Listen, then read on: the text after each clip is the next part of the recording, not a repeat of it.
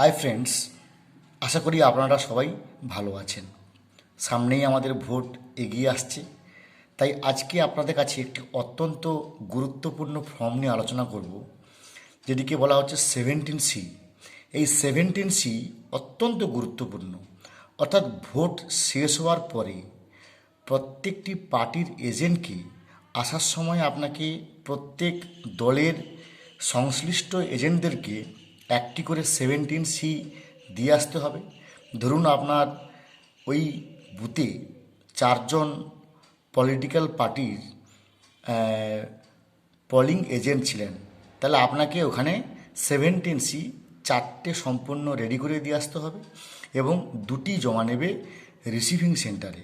অর্থাৎ আপনাকে ওইখানে বসেই 6টি 17C পুরো ফর্ম ফিল আপ করতে হবে। আর এই 17C যেহেতু কাউন্টিংয়ে লাগে, এটা কাউন্টিংয়ের সময় অত্যন্ত গুরুত্বপূর্ণ একটি অস্ত্র বা হাতিয়ার নির্বাচন কমিশনারে, তাই এটি কিন্তু কোনোভাবে ভুল করলে হবে না।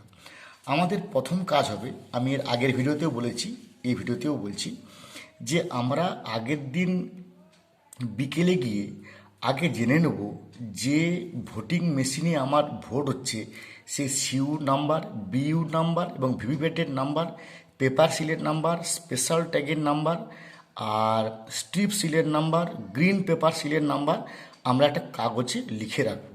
তাহলে কি হবে, আমাদেরকে সবসময় আর সিইউ, বিইউ, ভিভিপ্যাটের কাছে গিয়ে তার নাম্বার দেখার প্রয়োজন হবে না।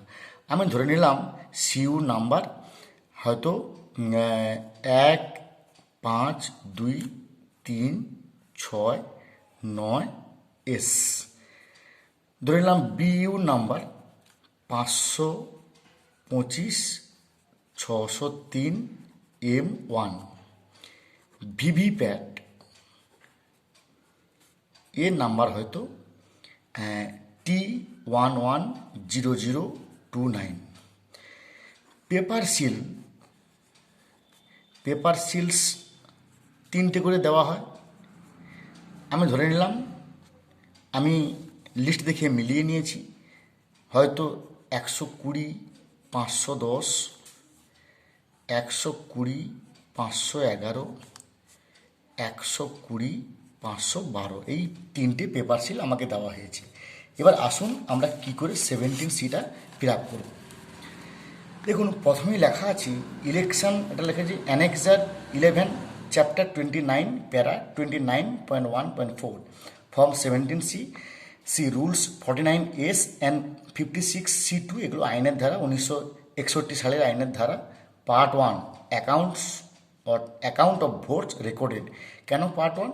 না, এর পার্ট 2টাকে বলা হচ্ছে কাউন্টিং সেকশন, পার্ট 1টাকে বলা হয় যে account of votes recorded section. আমরা দেখে নিই কী লেখা আছে। Election to house of the people legislative assembly of the state union territory, অর্থাৎ কোন রাজ্যে ভোট হচ্ছে আমরা এখানে লিখব, যেহেতু পশ্চিমবঙ্গে ভোট, ওয়েস্ট বেঙ্গল।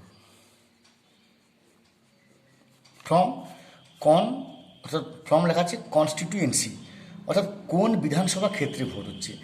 আমি ধরে নিলাম 210 নন্দীগ্রামে ভোট হচ্ছে। এরপর আছে number and name of polling station, অর্থাৎ যে বুথে আমার ভোটের ডিউটি পড়েছে সেই বুথের নম্বরটা কত এবং সেই বুথের নামটা কি।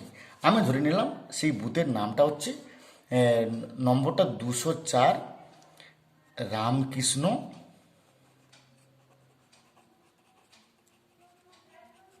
Ramakrishna primary school. এরপর লেখা আছে identification number of voting machine used at the polling station. এখানে দেখুন, যেগুলো আমি আগে থেকে লিখে রেখেছি, যে লেখা আছে সিইউ নাম্বার কত 152/369S। তাহলে দেখুন, এখানে যেহেতু এক জায়গায় লেখার জন্য আমার সুবিধা হচ্ছে, আমি এখানে দেখে দেখে লিখে দেবো 152/369S হলো। এরপরে ব্যালটিং ইউনিটের নাম্বার এখানে কী দেওয়া আছে, 525/603M1। তাহলে আমরা এটাকে দেখে দেখে লিখে নেব 525/603 M1। এবার আছে ভিভিপ্যাট। দেখুন ভিভিপ্যাটের নাম্বারটা আমরা এখানে আগে থেকে তুলে নিয়েছি, T110029, T110029। এবার দেখুন এখানে লেখা আছে কি, total number of electors assign to the polling station, অর্থাৎ ওই বুথে কতজন ভোটার আছে। আমরা নিশ্চয়ই ওইখানে যে লিস্ট, সেই লিস্ট থেকে নিশ্চয়ই বুঝতে পেরে গেছি যে ওই বুথে কজন ভোটার আছে। তাহলে আমরা নিশ্চয়ই এটা বুঝতে পেরে যাব যে ওই বুথে মোট কজন আছে। তাহলে সেটাকে দেখে দেখে আমরা কি করলাম, এখানে টোটাল নাম্বার অফ ইলেক্টার্স আমরা ধরে নিলাম 880 জন ভোটার আছে। এবার লেখা আছে total number of voters as entered in the register for voters from 17A, অর্থাৎ 17A-তে কতজন ভোটারের total number of voters as entered in the register for voters from 17A, অর্থাৎ কতজন ভোটার্সের নাম এই 17A-তে, অর্থাৎ কতজন ভোট দিয়েছে এটা পরিষ্কার করে বলতে যাচ্ছি। আমি এখানে ধরো 715টা ভোট পড়েছি, 715 লিখলাম। এরপরে number of voters not allowed to vote under rule 49M, অর্থাৎ 49M ধারা অনুযায়ী কতজন ভোটারকে ভোট দিতে পারমিশন দেওয়া হয়নি। তাহলে আমরা আগেই বলেছি যত কিছু আনঅ্যাভয়েডেবল সিচুয়েশান, যেখানে সমস্যা আছে, যেখানে আমাদের প্রবলেম আছে বলে মনে হয়, সেগুলোকে আমরা এড়িয়ে যাব। তাহলে 49M ধারায় কতগুলি ভোটারকে ভোট দেওয়া হয়েছে, আমরা এখানে অবশ্যই নীল দেখব। টেস্ট ভোটস আমরা ভালো করেই জানি, টেস্ট ভোট হচ্ছে 49M-এ, অর্থাৎ কেউ একটি সিম্বলে ভোট দিল কিন্তু অন্য একটি সিম্বল শো করাচ্ছে। এ পার্টিকে ভোট দিল, তার সিম্বল দেখাচ্ছে বি পার্টির সিম্বল, তখন সে টেস্ট ভোট করবে। টেস্ট ভোট করার আগে প্রিজাইডিং অফিসারকে অনেক ভাবতে হবে, কারণ টেস্ট ভোট নিয়ে আমি এর আগে একটি ভিডিও করেছি, সেই ভিডিওটা আপনারা দেখে নেবেন, তাহলে ওটা বুঝতে পারবেন। Total number of test votes to be deducted, যদি অর্থাৎ কতগুলি টেস্ট ভোট পড়েছিল এবং সেই টোটাল ভোটার থেকে, কারণ টেস্ট ভোট তো তার নিজের ভোট একটা, আবার একটা এক্সট্রা করে ভোট দিয়েছে, তাহলে যদি 3 জন টেস্ট ভোট দেয় তাহলে একটা 700-800 দেখাবে, কারণ সেখান থেকে 3 বিয়োগ হয়ে 715। আর টেস্ট ভোট যদি নাই হয় তাহলে এই ধরনের কোনো প্রশ্নই উঠে না, তাহলে আমরা এখানে লিখব নীল।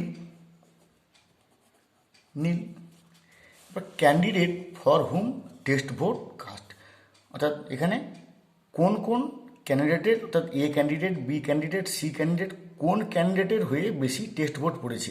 তা যেহেতু আমার পুরোটাই নীল, তা আমরা এখানে এইভাবে নীল লিখব, এইভাবে আমরা এখানে নীল লিখব, কারণ টেস্ট ভোটটাকে আমাদের বুদ্ধিমত্তার সঙ্গে এড়িয়ে যেতে হবে। কারণ টেস্ট ভোট নিয়ে আমার আরেকটা ভিডিও আছে, আপনারা ওটাকে দেখে নেবেন। এরপরে দেখুন এখানে দেওয়া আছে যে total number of votes recorded as per voting machine, voting machine মতে কতগুলো টোটাল নাম্বার অফ ভোটস এখানে দেখাচ্ছে। তার নিশ্চয়ই 715 হবে, 715টা ভোট এখানে দেখাচ্ছে। এইবার দেখুন এখানে কী লেখা আছে, whether the total number of votes as shown against item 6, item 6 মানে দেখুন যে আইটেম 6 মানে এটাকে বলছে tallies with the total number of votes as shown against item 2 minus numbers of voters deciding not to record votes as against item 3 minus number of voters against item.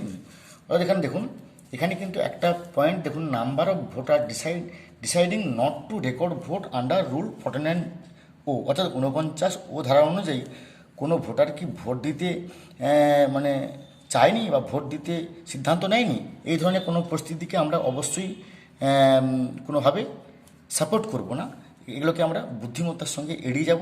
ফলে এটাকে আমরা নীল দিলাম যে এই ধরনের কোনো কিছু পরিস্থিতি নেই। যদি হয় তাহলে এখানে যদি একজন হয় তাহলে সে একজন কিন্তু 17A থেকে মাইনাস হয়ে যাবে। তাহলে এখানে এই কথাটাই বলছে যে যতজন ভোটার ভোট দিয়েছে তার সঙ্গে কি 17A সম্পূর্ণ ট্যালি হয়েছে এবং ট্যালি হয়ে এই মুহূর্তে কতজন নোটিশ করাচ্ছে। তাহলে আমরা সেই 715 জন যে ভোট, 715 জনই আমরা এখানে লিখব। এরপরে দেখুন লেখা আছে number of voters to whom tendered ballot papers were issued under rule 49P, অর্থাৎ 49P ধারা অনুযায়ী টেন্ডার্ড ব্যালট পেপারে কতজন ভোটার ভোট দিয়েছে। টেন্ডার ব্যালট পেপারটাও আমি তো আপনাদেরকে আগে বলেছি যে টেন্ডার ব্যালট পেপারটাকেও আমরা বুদ্ধিমত্তার সঙ্গে এড়িয়ে যাব, কোনো টেন্ডার ভোট না হোক এই কামনা করি, এবং টেন্ডার ভোটের মতো সিচুয়েশন এলে অবস্থা হলে অবশ্যই পোলিং এজেন্টদের সঙ্গে সিদ্ধান্ত করার পরেই আমরা টেন্ডার ব্যালট ইস্যু করবো। কারণ টেন্ডার ব্যালটে একটা ভোট হওয়া মানে তার অনেক যুক্তি দেখাতে হবে, অনেক তার ফর্ম ফিল আপ করতে হবে, তাই আমরা এটাকে এড়িয়ে যাওয়ার চেষ্টা করব। যেহেতু এড়িয়ে যাওয়ার চেষ্টা করেছি, ফলে এখানে নীল আছে, টেন্ডার ভোট নীল। আর যদি নেহাত পরিস্থিতি আমাদের সাপোর্ট না করে, তাহলে বাধ্য আমাদের এখানে যদি একটা হয় বা দুটো হয় বা তিনটে হয়, তাহলে আমরা এখানে সেই পোর্শন লিখব। এবার number of tendered ballot papers, tendered ballot papers এখানে কী হয়েছে, আমি এখানে একটা কথা বলি, আমি 10 বারের প্রিজাইডিং অফিসার, 10 বার আমি প্রিজাইডিং অফিসারের ডিউটি সামলেছি, কোনোবারই কিন্তু টেন্ডার ব্যালট পেপারকে আমি সাপোর্ট করিনি বা টেন্ডার ব্যালট পেপারকে আমি অত্যন্ত বুদ্ধিমত্তার সঙ্গে এড়িয়ে গেছি। একবার দুবার এরকম অবস্থার মুখোমুখি হয়েছি, কিন্তু সেগুলোকে অত্যন্ত বুদ্ধিমত্তার সঙ্গে এড়িয়ে চলেছি। তাই আমরা এগুলোকে এইভাবে নীল লিখব। এরপরে লিখব অ্যাকাউন্ট অফ পেপার সিলস। এই পেপার সিল বলছে paper seal supplied for use total number. এবার হচ্ছে এখানে দেখো এখানে লেখা আছে সিগনেচার অফ পোলিং এজেন্ট। এখানে কিন্তু পোলিং এজেন্টরা কিন্তু যে অ্যাকাউন্ট অফ পেপার সিলস, এখানে কিন্তু পোলিং এজেন্টরা সই করবেন, অর্থাৎ এ পার্টির, বি পার্টির, সি পার্টির এখানে কিন্তু পোলিং এজেন্টস সই করবেন। এই সইটা কিন্তু মাস্ট করতে হবে, নাহলে কিন্তু রিসিভিং সেন্টারে আপনার সমস্যা হবে। বা paper seal supplied for use, paper seal কতগুলো সাপ্লাই করা হয়েছিল। আমরা এখানে কি দেখব, সাধারণত তিনটেই দেওয়া থাকে, তিনটে সিরিয়াল নাম্বার। এবার এখানে দেখুন এখানে কী লেখা আছে যে কোন কোন সিরিয়াল নাম্বার। আমি মানলাম 126-201 থেকে 126-203। এবার পেপার সিল ইউজড কতগুলো ব্যবহার হয়েছে, একটা ব্যবহার হয়েছে। এবার সিরিয়াল নাম্বার কি, তাহলে সে প্রথমটাই আমি দেব, তার সিরিয়াল নাম্বার 126-201, আর এটাই কিন্তু এইভাবে টেনে দেবো, কারণ আমার একটা সিলই ব্যবহার হয়েছে। এবার আনইউজ পেপার সিল রিটার্ন টু, তাহলে এবার অফিস বলছে যে কতগুলো ঘুরিয়ে দেওয়া আছে পেপার সিল, নিশ্চয়ই দুটো ঘুরিয়ে দেওয়া হয়েছে। তার সিরিয়াল নাম্বার কত, যেহেতু 126-201 এটা ব্যবহার করেছি, তাই এবার 126-202 থেকে 126-203। এবার ড্যামেজ পেপার সিল, এই ধরনের কোনো কি ড্যামেজ পেপার সিল হয়েছে, নিশ্চয়ই না, নীল। এবার তাহলে এখানে লিখব নীল, এখানেও লিখব নীল। এবার দেখুন এখানে লেখা আছে 1, 2, 3, 4, 5, 6, অর্থাৎ যে পোলিং এজেন্টরা এখানে সই করলো সেই একই পোলিং এজেন্টরা কিন্তু আবার এখানে সই করবে, আবার এখানে সই করবে, আবার এখানে সই করবে, আবার এখানে সই করবে, আবার এখানে সই করবে, এখানে যদি থাকে 6 জন তা 6 জন করবে, যদি 3 জন হয় 3 জন করবে। এটা মানেটা কি না, অ্যাকাউন্ট অফ পেপার সিল আপনি যে 3টে দিয়েছেন, আপনি যে 3টে বলেছেন তার সাপোর্টে সই করলো প্রথম, তারপরে একটা ব্যবহার হয়েছে দুটো ব্যবহার হয়নি, তার সাপোর্টে এখানে সই করলো, এটা নিয়ম। এরপরে এখানে কাজ হচ্ছে ডেটটা যেদিন ভোট হবে, আমার এখানে 1 তারিখ 4/2021 প্লেস আমার যেখানে আমার ভোট হয়েছে, অর্থাৎ যে বুথে ভোট হয়েছে, আমি মানলাম সে বুথটার জায়গার নাম হচ্ছে হবি চক, তো এখানে লিখব হবি চক। এটা দিয়ে এখানে প্রিজাইডিং অফিসার সই করবেন। সই করে এবার পোলিং স্টেশন নাম্বার আমরা আগেই বলেছি 204 রামকৃষ্ণ প্রাইমারি স্কুল, তা 204, এবং এখানে তিনি ডিস্টিংগুইশিং মার্ক মারবেন। তো এখানে এসে কিন্তু প্রিজাইডিং অফিসারের কাজ শেষ, অর্থাৎ এতগুলো কলাম সম্পূর্ণভাবে ফিল আপ করতে হবে। ফিল আপ করার পরে যতগুলো পলিটিক্যাল পার্টির পোলিং এজেন্ট আছে প্রত্যেকটা এজেন্টকে একটি করে দিতে হবে, এবং রিসিভিং সেকশানে দুটি জমা নেবে, একটি সিল্ড একটি আনসিল্ড। তো এই ছিল আমাদের ভিডিও আজকে। যদি আমাদের ভিডিও ভালো লেগে থাকে দয়া করে আমার চ্যানেলটি আপনারা সাবস্ক্রাইব করবেন, লাইক করবেন, কমেন্ট করবেন এবং কোনো সমস্যা হলে অবশ্যই আমাকে জানাবেন কী সমস্যা ফিল করছেন। ধন্যবাদ, ভালোবাসা, প্রীতি ও শুভেচ্ছা।